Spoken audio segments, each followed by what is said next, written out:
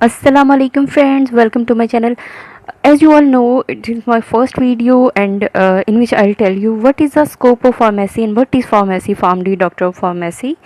और इसका जो स्कोप क्या है और मैंने कब स्टार्ट की, मैंने कब इसे एंड अप किया, इसमें कितने साल लगते हैं आपके, कितना क्या क्राइटेरिया है एडमिशन लेने का, चैनल के नेम से भी पता चल गया होगा आपको। अब मैं आपको बताऊंगी, ये सामने आपको जो नज़र आ रही है प्रॉस्पेक्टिस है, ये तकरीबन आज से कोई 7-8 साल पहले की है। और इसमें जो है ये मेरा डिपार्टमेंट है जहाँ से मैंने PharmD किया। और ये सामने जो ये रोड मैं आपको दिखा रही हूँ, इसे हम मरी रोड कहते थे। ये हमारे कैंपस का जो है मिड रोड था, faculty of pharmacy and alternative medicine, क्योंकि यहाँ सिर्फ PharmD नहीं बल्कि 2 और डिसिप्लिन भी जो है उसको पढ़ाए जाते थे। तो अब जो है ये सामने हमारे डीन हैं महमूद अहमद, PhD स्कॉलर हमारे उस टाइम पे डीन होते थे। नाइस पर्सनैलिटी, डिपार्टमेंट या कॉलेज आप इसको कह सकते हैं। ओके, अब मैं आपको एक शॉर्ट सा बिल्कुल व्यू देने लगी हूँ कि इसका जो स्कोप क्या है और आप जो है इस डिसिप्लिन को अपनाने के बाद या पढ़ने के बाद, सीखने के बाद आप क्या कुछ कर सकते हैं। तो ये आप देख सकते हैं मॉर्निंग एंड इवनिंग का प्रोग्राम है और मेरा जो सेशन था वो इवनिंग था। दैट्स वाई थोड़ा सा मुश्किल है, आपको वैसा मॉर्निंग में लेना चाहिए, डिपेंड करता है कि आपके FSC में मार्क्स कितने हैं। उस टाइम पे जो MPhil होती थी वो सिर्फ और सिर्फ फार्मास्यूटिक्स में और फार्मास्यूटिकल केमिस्ट्री में हो रही थी और PhD सिर्फ और सिर्फ फार्मास्यूटिक्स में। और आज तकरीबन 5 से 6 डिसिप्लिन ऐसे हैं जिसमें आप PhD कर सकते हैं। ये कुछ चीज़ें हैं, बल्कि मैं आपको एक अलग से एक्सप्लेन कर दूंगी कि यहाँ जो स्कोप बताया हुआ उन्होंने क्या, कि आप इंडस्ट्री में कैसे काम कर सकते हैं, आप फार्मेसी पे कैसे काम कर सकते हैं, हॉस्पिटल फार्मासिस्ट है। तो बहुत ज़्यादा स्कोप है। आवाम कहती है यार इसका कोई फ़ायदा नहीं है, मैं कहती हूँ डिपेंड्स ऑन यू, आप क्या कर सकते हैं, आप क्या करना चाहते हैं। स्कोप जो है इंसान खुद बनाता है। PhD उस टाइम पे सिर्फ फार्मास्यूटिक्स में थी। आप मेरी जहानत चेक करें, मैंने आज के दौर में भी फार्मास्यूटिक्स में PhD का सोचा हुआ है और मेरी MPhil भी फार्मास्यूटिक्स में है। Okay, next go to words.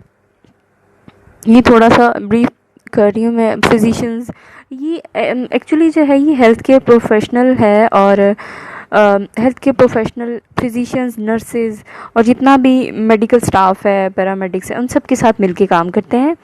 Actually medicine related जितनी भी चीज़ें, जितने भी इश्यूज़ हैं, जितनी भी टेक्निक्स हैं, वो सारी की सारी फार्मासिस्ट को है आती होती हैं और उससे परफॉर्म करनी होती है, उसकी ड्यूटीज़ में आई है।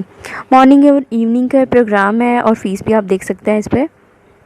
ओके, ये हमारे नवीद अख्तर साहब इस टाइम पे जो है, उस टाइम हमारे चेयरमैन होते थे डिपार्टमेंट के, अब जो है ये हमारे चेयरमैन प्लस हमारे डीन है फैकल्टी की। ये एक लिस्ट है टीचर्स की जो कि इस प्रॉस्पेक्टिस में बताई गई है। मॉर्निंग और इवनिंग की फिजिक्स का डिफरेंस आप देख सकते हैं कितना ज़्यादा है। और next come to the scheme of studies के मतलब ये जो प्रोग्राम है 5 साल का, आप इसमें कितने प्रॉफ्स और कौन कौन से सब्जेक्ट्स पढ़ेंगे आप देख सकते हैं। फर्स्ट प्रोफेशनल, उसमें थ्योरी और प्रैक्टिकल्स में ये नाम दिए हुए हैं इसके।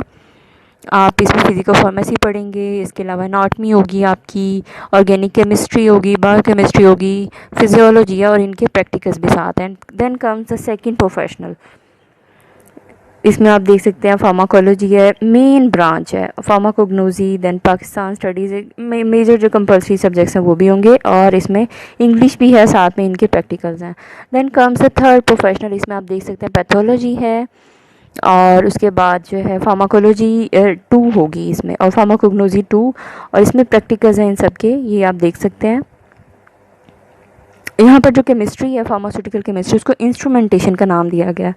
Then comes the fourth professional and you can see almost 5 subjects हैं इसमें और 4 प्रैक्टिकल्स हैं जो कि आपको परफॉर्म करने पड़ते हैं और प्रैक्टिस होती है पूरा साल इनकी। और फिर वो जो है आप एनुअल डे पर परफॉर्म करते हैं, वाइवा देते हैं और आपका जो है इस तरह एक प्रॉफ जो है वो क्लियर हो जाता है, कंप्लीट हो जाता है। ये सब्जेक्ट्स की लिस्ट है। ये जब आप पढ़ते हैं तो आपको अच्छे से समझ आते हैं। और मार्क्स के थोड़ा सा चेंज हुआ है, अब जाहिर है काफ़ी पहले की बात है, 6-7 साल पहले की बात है। और ये सब्जेक्ट्स फाइनल किए हैं। तो फोरेंसिक फार्मेसी ये मेन जो है फाइनल प्रॉफ का सब्जेक्ट है। इसमें जो है सारे रूल्स और हर चीज़ बताई जाती है। ड्रग लाइक मतलब कितनी भी ड्रग्स का यूज़, ड्रग की परचेज़ मतलब हर चीज़ के जो रूल्स हैं ना वो इस बुक में बताए गए हैं। मेन सब्जेक्ट है जो कि हमारे डीन साहब ने हमें पढ़ाया था। ओके, नेक्स्ट कम, ये मैं आपको खुद से समझा देती हूँ। एक समरी है ब्रीफ सी कि फार्मेसी का स्कोप क्या है। Pharm D pharmacy 5 years program है, थियोरेटिकल और प्रैक्टिकल, दो तरह की जो है इसमें आपको जो है परफॉर्म करना पड़ती हैं चीज़ें। प्रैक्टिकल्स आप एक अच्छी लैब है जहाँ पे आप परफॉर्म करते हैं, हर यूनिवर्सिटी में होती हैं। इसके बाद अब 5 ईयर के बाद आपकी कैटेगरी मिलती है, कैटेगरी ए के नाम से।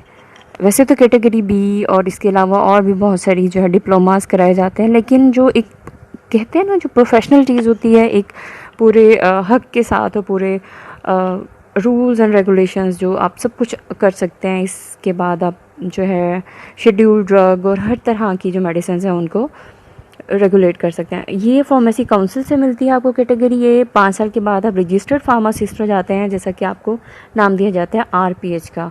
Then comes the scope. Hospital pharmacist होता है, हॉस्पिटल में ड्यूटी देता है। कम्युनिटी फार्मासिस्ट है, और रिटेल फार्मेसी होती है, जैसे मेडिकल स्टोर से आप समझ लें। रिटेल फार्मेसी जो है डिस्ट्रीब्यूशन सेटअप होता है, जहाँ पे ज़्यादा सारी मेडिसिन आती हैं, पूरे सिटी में जो है डिस्ट्रीब्यूट होती हैं या पूरे इलाके में।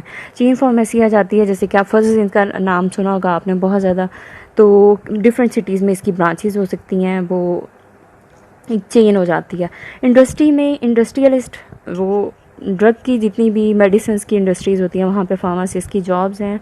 As a teacher, as a lecturer, as a professor, assistant professor, as a dean, हर तरह से जो है जॉब्स कर सकते हैं। DTL ड्रग टेस्टिंग लेबॉर्ट्री जो है, इसमें as a analyst, as a pharmacist जो है आपको जॉब्स मिलती हैं। ये जो है न्यू एक थोड़ा सा स्कोप जो है ब्रॉडेंड हुआ है इसका स्कोप। उसके बाद आ जाता है drab, drug regulatory authority of Pakistan. इसमें भी फार्मासिस्ट की जो है जॉब्स हैं बहुत ज़्यादा। Drug inspector last and main जो है वो, इसमें ड्रग इंस्पेक्टर जो हैं वो हर तरह की ड्रग्स की रूल्स एंड रेगुलेशंस को फॉलो करवाते हैं, चेक एंड बैलेंस रखते हैं पूरे मुल्क का, हर जगह का। और ड्रग कोड जो है वो भी जाहिर से बात है इससे रिलेटेड ही है। ये जो डिग्री है बैचलर्स कहते हैं वैसे इसको, और ये इक्विवेलेंट होती है मास्टर्स की। मतलब आपकी जो 14 ईयर्स और 16 ईयर्स की टोटल मिला के ये 5 ईयर के अंदर जो है पूरा हो जाता है। इसके लिए NTS का एक टेस्ट देना पड़ता है एडमिशन के लिए। मैं आपको एडमिशन क्राइटेरिया बता देती हूँ यहाँ पे। आपने मेरी राइटिंग पे बिल्कुल नहीं जाना, मुझे तो खुद नहीं समझ आता मैंने लिखा क्या था, इसलिए मैं आपको बता रही हूँ। FSC या BSc, वैसे मेरे ख्याल में BSc के बाद, हाँ जी कराते होते हैं BSc के बाद भी, ये कंफर्म है। आपके मार्क्स जो हैं वो जो मेरिट बनेगा 80% काउंट होंगे, और 20% जो काउंट होंगे यहाँ पे वो होंगे NTS का एक टेस्ट होता है नेट, नेशनल एप्टीट्यूड टेस्ट, तो वो आपको पास करना पड़ता है। बल्कि मैं सोच रही हूँ कि ये जितने भी NTS के टेस्ट हैं जो कि फॉर्म डी के लिए रिक्वायर्ड होते हैं या किसी और सब्जेक्ट के लिए, उनकी मैं एक अलग से वीडियो बना के आपको समझा दूँ कि वो किस तरह से होते हैं, क्या क्राइटेरिया है और किस तरह का सिलेबस होता है, आपको कौन कौन सी बुक्स जो हैं वो चाहिए होती हैं, पढ़नी चाहिए टेस्ट पास करने के लिए।